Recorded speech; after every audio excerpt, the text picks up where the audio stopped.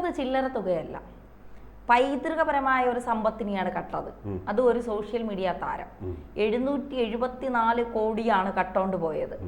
ഈ പല സോഷ്യൽ മീഡിയയിലും കാണുന്ന ആൾക്കാരെയൊക്കെ കണ്ട് നമ്മൾ ഭയങ്കര ഫാൻ ആവാറുണ്ട്, അവരെയൊക്കെ ആരാധകരാവാറുണ്ട്, അവരെയൊക്കെ വളർച്ച നമ്മളെ തന്നെ അമ്പരപ്പിച്ച് വിട്ടുകൊണ്ട്. പക്ഷെ അവർക്ക് മറ്റൊരു മുഖമുണ്ട് എന്ന് നമ്മൾ കാണുന്നത് ഇത്തരം ചില കാര്യങ്ങൾ നടക്കുമ്പോഴാണ്. എങ്ങനെയാണ് ഇയാൾ ഇത്രയും കോടി കക്കാൻ, ഇയാളുടെ ഒരു പ്രചോദനം എന്താണ്? ഈ ആളെ കുറിച്ച് പറയുന്നതിന് മുമ്പ് എന്തായിരുന്നു ലൂവ്ര മ്യൂസിയത്തിൽ സംഭവിച്ചതെന്ന് നമുക്കൊരു മനസ്സിലാക്കേണ്ടതുണ്ട്. ലൂവ്ര മ്യൂസിയം നമുക്കറിയാം, പാരീസിൻ്റെ കരയിൽ, സീൻ നദിയുടെ കരയിൽ സ്ഥിതി ചെയ്യുന്ന ലോകപ്രശസ്തമായിട്ടുള്ള ഒരു മ്യൂസിയമാണ്. അവിടെ നെപ്പോളിയൻ ബോണപ്പാർട്ടിൻ്റെ അടക്കം, അദ്ദേഹത്തിൻ്റെ സഹധർമ്മിണിയുടെ അടക്കമുള്ള ഫ്രഞ്ച് രാജവംശത്തിൻ്റെ അടക്കമുള്ള അമൂല്യമായ സമ്പത്തുകളുണ്ട്, ചരിത്രശേഷിപ്പുകളുണ്ട്. അപ്പോൾ ആ ചരിത്രശേഷിപ്പുകളാണ് ഇമ്മാനുവൽ മാക്രോൺ പറഞ്ഞത് അതാണ് നഷ്ടപ്പെട്ടത്. അതിൻ്റെ ഒരു ചരിത്രപരമായിട്ടുള്ള മൂല്യം എന്ന് പറയുന്നത് വിലമതിക്കാനാവാത്തതാണ്. ഈ 772 കോടി എന്ന് പറഞ്ഞാൽ അതൊന്നും അല്ല യഥാർത്ഥത്തിൽ. അപ്പോൾ അവിടെ അതിനും വലിയ ശേഷിപ്പുകൾ ഇനിയും ഉണ്ട്. തീർച്ചയായിട്ടും ഉണ്ട്. അപ്പോൾ അങ്ങനെയുള്ള ഈ സ്ഥലത്ത് ഈ ഒരു മോഷണം നടക്കുമ്പോൾ, അതും ഒരു ഞായറാഴ്ച, ഒരു മാസം മുമ്പ് ഒരു ഞായറാഴ്ച 9 മണി 9:30 ഇടയ്ക്കാണ് ആളുകളിങ്ങനെ വന്ന്, സന്ദർശകർ വന്നു തുടങ്ങിയ സമയത്ത് ബൈക്കുകളിൽ, നിർത്തിയിട്ടിരിക്കുന്ന ബൈക്കുകളിൽ 4-5 ആളുകൾ വരുന്നു. അവർ വന്ന ശേഷം അവർ ജോലിക്കാരുടെ വേഷമെടുത്ത് അണിയുന്നു, അവർ ക്രെയിൻ ഓപ്പറേറ്റ് ചെയ്യുന്നു. ആ ക്രെയിനിലൂടെ പണി നടത്താനായിട്ട് പെയിന്റിങ് പണികളും മറ്റു മെയിൻ്റനൻസ് പണികളൊക്കെ നടക്കുന്നുണ്ട് ഈ സീൻ നദിയുടെ ഈ കരയിലായിട്ട്. ഈഫൽ ടവറിൻ്റെ കീഴിലാണ് ഇതെല്ലാം. മുകളിൽ നോക്കുമ്പോൾ ഈഫൽ ടവർ വലിയ ഒരു അഭിമാന സ്തംഭമായിട്ട് ഇങ്ങനെ ഉയർന്നു നിൽക്കും. നമുക്ക് അതിൻ്റെ പടങ്ങളൊക്കെ കാണാം, വീഡിയോയിലൊക്കെ. അപ്പോൾ ഇവരിങ്ങനെ പണിക്കായിട്ട് ഇവരിങ്ങനെ കയറി ഇതിൻ്റെ 1ാമത്തെ നിലയിലേക്ക് ഉയർന്നു വന്ന് വളരെ ക്ലോസ് ആയിട്ട് നിന്നുകൊണ്ട് ഗ്ലാസ് കട്ടറും മറ്റു സാധനങ്ങളൊക്കെ ഇവരുടെ കയ്യിലുണ്ട്. അത് വെച്ച് ഇവർ കട്ട് ചെയ്യുകയും ഈ 1ാമത്തെ നിലയിലേക്ക് അവർ ഇടിച്ച് കയറുകയും ചെയ്തു. അപ്പം ആ ഇടിച്ച് കയറിയിട്ട് അകത്ത് കയറി ഏതാണ്ട് 7 മിനിറ്റ് കൊണ്ട് പരിപാടി എല്ലാം കഴിഞ്ഞിട്ട് അവർ ഓടിപ്പോയി എടുത്ത് അവർ തിരിച്ച് കയറി ഇതേ ക്രെയിനിലൂടെ താഴെ ഇറങ്ങി ഇവർ ഈ ബൈക്കുകളിൽ രക്ഷപ്പെടുകയായിരുന്നു. അപ്പോൾ ഈ ഉപകരണങ്ങളൊക്കെ ഇവർ ഉപയോഗിച്ച ഉപകരണങ്ങൾ ഇവർ ജോലിക്കാരുടെ വേഷത്തിലായിരുന്നു വന്നിരുന്നത്. അവരതിനിടയ്ക്ക് എടുത്തുകൊണ്ട് പോകുന്നതിനിടയിൽ വളരെ അമൂല്യമായിട്ടുള്ള 1-2 ആഭരണങ്ങൾ, കിരീടം പോലുള്ള സാധനങ്ങൾ, അമൂല്യ വസ്തുക്കൾ, ചരിത്ര വസ്തുക്കൾ നിലത്ത് വീണുപോയി. അത് തിരിച്ചു കിട്ടിയത് വലിയ ഭാഗ്യമായി. അല്ലെങ്കിൽ അതിനേക്കാളും ഭീകരമാകുമായിരുന്നു, ഇതിനേക്കാൾ വലുതാകുമായിരുന്നു നഷ്ടം എന്നത്. അപ്പോൾ അത് പോലീസ് ഉണർന്ന് പ്രവർത്തിച്ചു. അപ്പം വലിയ ആക്ഷേപങ്ങളുണ്ടായി സുരക്ഷയെ സംബന്ധിച്ചുള്ള. ഇത്രയും വലിയ മ്യൂസിയത്തിൽ എന്ത് സുരക്ഷയാണുള്ളത്, ഇത്ര ഈസി ആയിട്ട് അത് ചെയ്യാൻ പറ്റിയല്ലോ എന്നൊക്കെയുള്ള കാര്യങ്ങളുണ്ടായിരുന്നു. അപ്പോൾ അവിടെ നിന്നും ഫ്രഞ്ച് പോലീസ് നിതാന്ത ജാഗ്രതയോടെ അവർ ജോലി ചെയ്തു, ഉണർന്ന് പ്രവർത്തിച്ചു. അന്താരാഷ്ട്ര ഏജൻസികളുടെ സഹായത്തോടെ അവർ ഓരോ മുക്കും മൂലയും അരിച്ചു പെറുക്കി. അങ്ങനെ അരിച്ചു പെറുക്കിയതിന് ശേഷമാണ് ഒരാഴ്ചയ്ക്ക് ശേഷം അൾജീരിയയിലേക്ക് രക്ഷപ്പെടാൻ വേണ്ടി ശ്രമിച്ചിരുന്ന ഒരു ഫ്രഞ്ചുകാരനെ ഈ കേസുമായി ബന്ധപ്പെട്ട് പോലീസ് അറസ്റ്റ് ചെയ്യുന്നു. അന്ന് തന്നെ അയാളുടെ കൂട്ടാളിയായിട്ടുള്ള ഒരാളെ ഒരു സബർബൻ, പാരീസിന് പുറത്തുള്ള സബർബൻ ഏരിയയിൽ നിന്നും അയാളെയും അറസ്റ്റ് ചെയ്തു. 2 ചെറുപ്പക്കാരാണ്. അപ്പോൾ പയ്യന്മാരാണെന്ന് മനസ്സിലായി. അപ്പോൾ വീണ്ടും പോലീസ് ഊർജ്ജസ്വലമായിട്ടുള്ള, അപ്പോഴും ഈ നഷ്ടപ്പെട്ട വസ്തുക്കൾ കണ്ടെടുക്കാൻ പറ്റിയിട്ടില്ല. അപ്പോൾ ഊർജിതമായിട്ട് അന്വേഷണങ്ങൾ വീണ്ടും നടത്തിയതിൻ്റെ ഭാഗമായിട്ട് അത് എത്തിപ്പെട്ടത് വളരെ രസകരമായിട്ട്. പോലീസ് അതിനുവേണ്ടി DNA പരിശോധനകൾ വരെ നടത്തിയ, ഉപേക്ഷിച്ച് പോയ ഈ ഗ്ലൗസുകൾ, അതുപോലെ തന്നെ ഈ ഗ്യാസ് കട്ടറുകൾ, അതുപോലെ തന്നെ ഈ ക്രെയിന്, ഉടുപ്പുകൾ, അങ്ങനെ പല പല സാധനങ്ങളുണ്ടല്ലോ. ഇതിൻ്റെ എല്ലാം മുകളിലൊക്കെ ഒരുപക്ഷെ ദൈവത്തിൻ്റെ കയ്യൊപ്പം എന്ന് പറയുന്ന പോലെ ഒരു അടയാളം എവിടെയെങ്കിലും, അതാണ് ക്രൈമിൻ്റെ ഏറ്റവും വലിയൊരു ഡീമെറിറ്റ്സ് എന്ന് പറയുന്നത്. അത് ചെയ്യുന്നവൻ എന്തെങ്കിലും ഒരു ലൂപ്പോൾ അവശേഷിപ്പിച്ചിട്ട് പോകും. അങ്ങനെ അവശേഷിപ്പിച്ചു പോയ ഈ തിരുശേഷിപ്പുകൾക്കിടയിൽ ഇവരവശേഷിച്ചു പോയ ഒരടയാളം, ആ അടയാളം ഇയാൾക്കെതിരായി മാറി ഈ കക്ഷിയെ പിടികൂടാൻ വേണ്ടി. ഇയാളുടെ പേര് അബ്ദുള്ളയെ എൻ എന്നാണ്, അബ്ദുള്ളയെ വൈ എൻ എന്നാണ്. ഒരു ഫ്രഞ്ച് പ്രൊണൗൺസിയേഷനാണ്. ഇയാളെ വിളിക്കുന്ന പേരാണ് അബ്ദുള്ളയെ എൻ. യഥാർത്ഥത്തിൽ ഇയാളുടെ ശരിക്കുള്ള പേര് അതല്ല.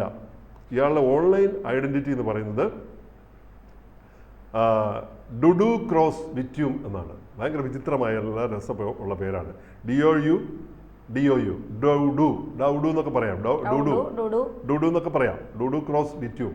ഡുഡു എന്നുള്ള പേര് പലപ്പോഴും നമുക്ക് നമ്മുടെ നാട്ടിൽ പരിചിതമാണ്. തക്കുടു ഡുഡു എന്നൊക്കെ പറയുന്നത്, തക്കുടു കുട്ടികളെ വിളിക്കുന്നതാണ്. അപ്പോൾ ഈ ഡുഡു ക്രോസ് ഈ സോഷ്യൽ ഐഡൻറ്റിറ്റിയിൽ ഇയാൾ ഈ യൂട്യൂബിലും ടിക്ടോക്കിലും ഇൻസ്റ്റാഗ്രാമിലൊക്കെ ഇയാൾ പ്ലാറ്റ്ഫോമുകളിൽ മോട്ടോർ സൈക്കിൾ സ്റ്റണ്ട് നടത്തുന്ന ആളാണ്. നമ്മുടെ നാട്ടിലൊക്കെ ഈ പഴയ കാലത്ത് ഈ മരണക്കിണർ പരിപാടി ഉത്സവങ്ങളിലും അമ്പലങ്ങളിലും പള്ളിപ്പെരുന്നാളുകൾക്കൊക്കെ വരുമല്ലോ. അപ്പോൾ അതിനകത്ത് ഇതിങ്ങനെ ഇട്ടിട്ട് ഇങ്ങനെ കറക്കി കളിക്കുന്ന അഭ്യാസം കളിച്ചിട്ട് പൊങ്ങി കളിക്കുന്നത് നമ്മുടെ നാട്ടിൻപുറങ്ങളിലൊക്കെ മരണക്കിണർ, അതെ, അതിന് ചുറ്റും കിടന്ന് കളിക്കുന്ന ആളാണ്. സിനിമയിലൊക്കെ ഇത്തരത്തിലുള്ള ദൃശ്യങ്ങളൊക്കെ മമ്മൂട്ടി പടത്തിലൊക്കെ വന്നിട്ടുണ്ട്. അപ്പം ഇങ്ങനത്തെ ആൾക്കാർ ഇപ്പോഴും ഉണ്ട് കേട്ടോ നമ്മുടെ നാട്ടില്. ആധുനിക ബൈക്കിന്റെ മുകളിൽ ആളുകളെ ഞെട്ടിച്ചുകൊണ്ട് പേടിപ്പിച്ചുകൊണ്ട് കണ്ടിട്ടില്ലേ? പേടിച്ചു. കർശനമായ നിർദ്ദേശം കൊടുത്തിട്ട് ഇവർക്ക് അവരെ ഒന്നും പേടിയില്ലാത്തതുപോലെയാണ്. ഞാൻ അങ്ങനത്തെ ആളുകളെ കാണുമ്പം എനിക്ക് ഭയങ്കര സ്പീഡിലാണ് പോകുന്നത്. അവർ ചിലപ്പം ബ്ലോക്കിലൊക്കെ പെട്ടിട്ട് അവർക്ക് പോകാൻ കഴിയാതെ ജാമിലൊക്കെ പെട്ടിട്ട് കിടക്കുമ്പോൾ അവരിങ്ങനെ ഇത് വിറപ്പിച്ചിട്ട് പറഞ്ഞിട്ട് ഇങ്ങനെ പേടിപ്പിക്കും. അപ്പോൾ ഞാനൊരു ഫോട്ടോ എടുക്കും, എന്നിട്ട് ഞാൻ അയച്ചു കൊടുക്കും NVDക്ക്.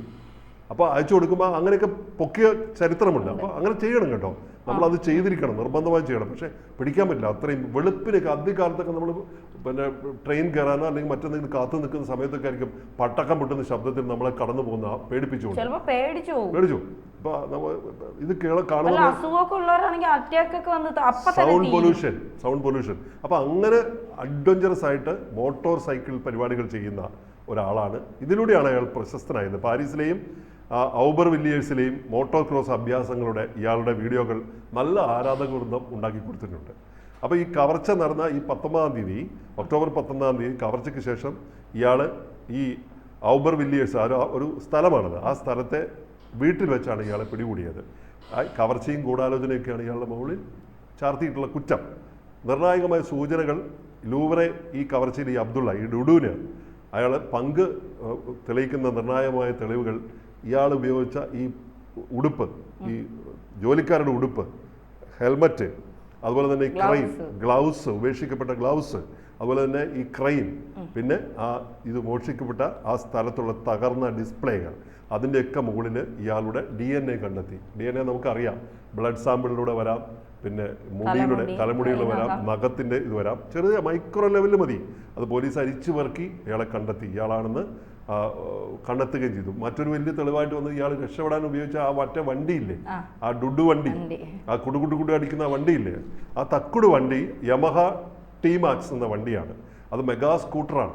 ആ സ്കൂട്ടർ ഉപയോഗിച്ചാണ് ഇയാളുടെ വീഡിയോകൾക്കകത്തൊക്കെ ഇയാൾ അഭ്യാസം നടത്തുന്നത്. അപ്പോൾ അത് വെച്ചിട്ട് മാച്ച് ചെയ്ത് പിടിച്ചു. ഒക്കെ ഉപയോഗിച്ചിട്ടുണ്ടാവും എന്തായാലും പോലീസ്, ആർട്ടിഫിഷ്യൽ ഇന്റലിജൻസ് സഹായമൊക്കെ ഉറപ്പായിട്ടുണ്ടാവും. അപ്പോൾ അയാളെ പിടിച്ചു. അങ്ങനെയാണ് ഇയാൾക്ക് ഒരു രക്ഷയില്ലാതെ. അപ്പം നോക്കുമ്പോൾ ഇയാളെ ചോദ്യം ചെയ്യുമ്പോൾ മറ്റു വെളിപ്പെടുത്തലുകൾ എന്താ ഞെട്ടിക്കുന്നതാണ്. അയാൾക്ക് മുമ്പ് പാരീസിലെ മറ്റൊരു പ്രശസ്തമായ ആർട്ട് മ്യൂസിയം ഉണ്ട്, പോംപിഡു സെന്റർ എന്ന അതിൻ്റെ പേര്. അവിടെ അയാൾ സെക്യൂരിറ്റി വിങ്ങിൽ ജോലി ചെയ്തിട്ടുണ്ട്. അപ്പോൾ ഇവിടെ ഈ സെക്യൂരിറ്റി കാര്യങ്ങൾ എങ്ങനെയൊക്കെയാണെന്ന് അയാൾക്ക് ഏകദേശം ഒരു ഐഡിയ ഉണ്ടാക്കാൻ കഴിഞ്ഞു.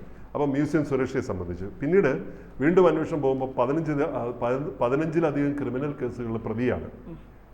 മയക്കുമരുന്ന് കൈവശം വെക്കൽ, ലൈസൻസ് ഇല്ലാതെ വാഹനം ഓടിക്കല്, നമ്മൾ നേരത്തെ പറഞ്ഞ ഈ വെളുപ്പിനും പകലൊക്കെ പോകുന്ന മറ്റേ പാർട്ടികൾ, ആ സൈസ് ആൾക്കാരാണ്. ലൈസൻസ് ഇല്ലാതെ കുറച്ച് ആളുകൾ നമ്മുടെ നാട്ടിലുണ്ടായിരുന്നു, അവരെയൊക്കെ പിടിച്ചായിരുന്നു. വണ്ടിയും കൊണ്ട് ലോകം മൊത്തവും ചുറ്റുകയും വണ്ടിയിൽ ആവശ്യമില്ലാത്തതൊക്കെ അടിച്ച് അങ്ങനെയൊക്കെ വെച്ചിട്ട് ലൈസൻസ് പോലും ലൈസൻസ് MVD പിടിക്കുകയും അതിന് കേരളം ഹർത്താലും കരച്ചിലും ഒക്കെ നടത്തിയ ഒരു സംഭവം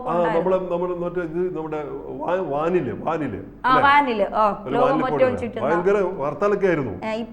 എന്തെല്ലാം കാര്യത്തിലായിരുന്നു എടുത്തിട്ട് MVD നല്ല പൂച്ചു ഒതുക്കി പിടിച്ചു വെച്ചു. അതൊന്നും ഒതുങ്ങാൻ കാരണമായി. അതിനു മുമ്പ് ഭയങ്കര അക്രമമായിരുന്നു, ഭയങ്കര ഒരു വല്ലാത്ത അറഗന്റ് അതായിരുന്നു. അപ്പൊ 2014 ഇയാൾ ജ്വല്ലറി മോഷണ കേസിൽ പ്രതി കൂടിയാണ്. അപ്പൊ ഇയാൾ പരിചയമുള്ള ആളാണ്. ജ്വല്ലറി മോഷിച്ച് എക്സ്പീരിയൻസോടെ അയാൾ മോട്ടിക്കാൻ പോയത് നെപ്പോളിയൻ ബോണപ്പാർട്ടിന്റെ കാലത്തുള്ള കിരീടമാണ്. കൊണ്ടുപോയ സാധനം എവിടെയെന്ന് കിട്ടിയിട്ടില്ല. ഇത് സമ്മതിച്ചു ഇയാൾ സമ്മതിച്ചു, ഞാൻ എടുത്തിട്ടുണ്ടെന്ന് സമ്മതിച്ചു. ഇത് കൊണ്ടുപോയ സാധനം ഇപ്പോഴും വീണ്ടെടുക്കാൻ പറ്റിയിട്ടില്ല എന്നുള്ളതാണ് ഇത് സങ്കടകരമായ ഒരു ചോദ്യചിഹ്നമായിട്ട് അവശേഷിക്കുന്നത്. എങ്ങോട്ട് പോയി? ഇത് ഇന്റർനാഷണൽ ഇത്തരത്തിലുള്ള സംഘങ്ങളുടെ കയ്യിലേക്ക് എത്തിയോ? അങ്ങനെ കടൽ കടന്ന് പോയിട്ടുണ്ടോ? പോകാൻ സാധ്യതയുണ്ടെങ്കിൽ അതെങ്ങനെ വീണ്ടെടുക്കും? ഇത്തരത്തിലുള്ള കാര്യങ്ങളൊക്കെ ചോദ്യചിഹ്നമായിട്ട് അവശേഷിക്കുന്നു. അപ്പോൾ ഞാൻ പെട്ടെന്ന് ആലോചിച്ച് പോകുന്നത് നമ്മുടെ ഹൈക്കോടതി പിന്നെ സ്വർണ്ണപ്പാളി വിഷയത്തിൽ പിന്നെ ശബരിമല സ്വർണ്ണപ്പാളി വിഷയത്തിൽ ഹൈക്കോടതി സൂചിപ്പിച്ച ഒരു പേരുണ്ടായിരുന്നു, സുഭാഷ് കപൂർ. അദ്ദേഹത്തിന്റെ ഇൻവോൾവ്മെന്റ് ഈ വിഗ്രഹ മോഷണ കടത്ത് സംഘ തലവനായിട്ടുള്ള അയാളുടെ ഇൻവോൾവ്മെന്റ് ഉണ്ടോ എന്ന് അന്വേഷിക്കണം എന്ന് കോടതി നിർദ്ദേശം വെച്ചിരുന്നു. അപ്പോൾ എന്ന് പറഞ്ഞ പോലെ ഇത്തരത്തിലുള്ള സുഭാഷ് കപൂർമാർ ഇതിന്റെ പുറകിലുണ്ടോ എന്ന് അറിയില്ല, ഉണ്ടാവണം, അല്ലെങ്കിൽ ഇത്ര ധൈര്യം കാണിക്കില്ല. എന്തായാലും ഈ പരിപാടി, ഈ ഡുഡുവിന് ഈ ചെയ്ത പരിപാടി ചീറ്റിപ്പോയി.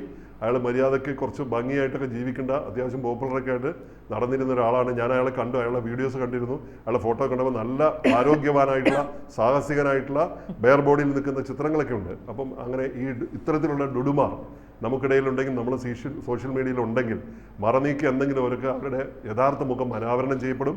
ജാഗ്രതയായിരിക്കുക, നല്ല ഡുഡുമാരായിട്ട് ജീവിക്കുക എന്ന് മാത്രമേ ഇപ്പോൾ പറയാൻ.